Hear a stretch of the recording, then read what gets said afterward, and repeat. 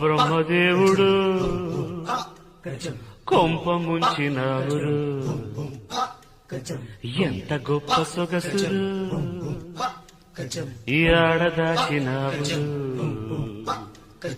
పూల రెక్కలు కొన్ని తేనె చుక్కలు రంగరిస్తివు, ఇలా బొమ్మ చేస్తివు, అసలు భూలోకం ఇలాంటి సిరి చూసి ఉంటదా?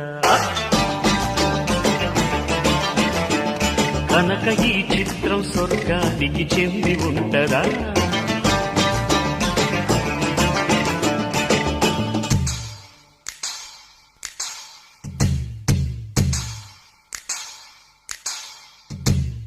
కనురెప్పలు పడనప్పుడు కలకళ్ళ పడదుగా, కనుకిప్పుడు ఎదరున్నది కల్లైపోదుగా.